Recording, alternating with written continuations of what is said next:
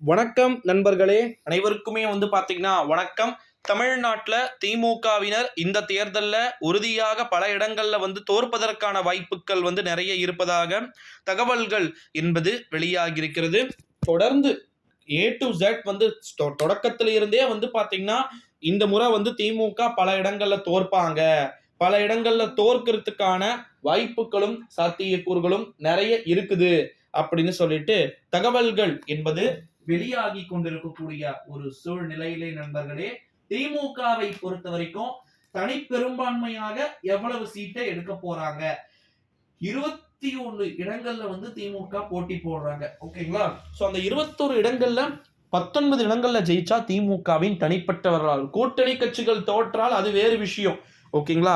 திமுக தனிப்பட்ட முறையில தன்னுடைய வெற்றியை எப்படி நிலை நிறுத்திக் கொள்ள போகிறார்கள் என்பது இங்க ரொம்ப மிக முக்கியத்துவம் வாய்ந்த விஷயமா பார்க்கப்பட்டு கொண்டிருக்கக்கூடிய ஒரு சூழ்நிலையிலே திமுகவினர் இந்த முறை பாத்தீங்கன்னா உறுதியாக குறிப்பிட்ட சில விதமான தொகுதிகள்ல பாத்தீங்கன்னா தோற்பதற்கு வாய்ப்பு மற்றும் சாத்தியக்கூறுகள் இருக்கும் அப்படின்னு சொல்லிட்டு எதிர்பார்க்கப்படுவதா தகவல்கள் என்பதும் ஒருபுறம் வெளியாகி கொண்டிருக்கக்கூடிய ஒரு சூழ்நிலையிலே திமுகவினர் நினைத்ததை போல பல இடங்கள்ல இந்த முறை தோல்வி உறுதியாக தோற்பார்கள் அப்படின்னு சொல்லிட்டு சொல்லப்பட்டு கொண்டிருக்கிறது நண்பர்களே.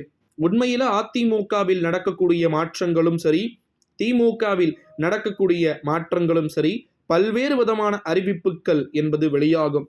ரிசல்ட் அன்னைக்கு லீடிங் எடுக்கும் போது பாருங்க, யாரு கில்லி, யாரு பாத்தீங்கன்னா வெத்து வேட்டு அப்படின்னு சொல்லிட்டு தெரியும்.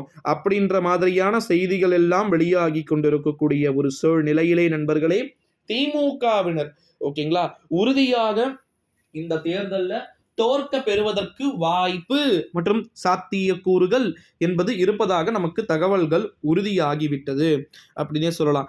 தென் சென்னை தொகுதியிலேயே கொஞ்சம் வாய்ப்பு கொஞ்சம் விட்டா நழுவுவதற்கு வாய்ப்புகள் இருக்கிறது.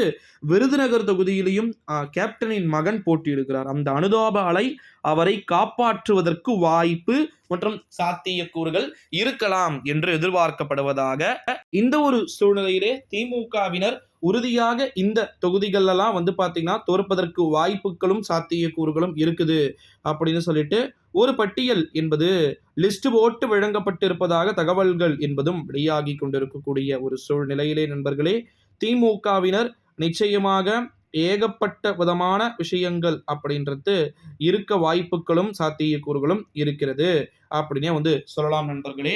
சோ எப்படி பார்த்தாலுமே சரி, திமுகவினர் இந்த முறை படுதோல்வியையே சந்திப்பார்கள். சந்திப்பதற்கான வாய்ப்புகளும் மற்றும் சாத்தியக்கூறுகளும் பாத்தீங்கன்னா நிறையவே இருப்பதாக நம்மளால உணர முடிகிறது நண்பர்களே. ஸோ அப்போ யாரெல்லாம் வெற்றியை பெறுவார்கள், யார் யாரெல்லாம் வெற்றியை தழுவுவார்கள் என்பதையே நம்ம பார்க்க வேண்டிய ஒரு சூழலுக்கு நம்ம தள்ளப்பட்டு இருக்கிறோம் அப்படின்னு சொல்லலாம். நம்முடைய தமிழ்நாட்டை பொறுத்த வரைக்கும் தொடர்ந்து இணைந்திருங்க. நன்றி.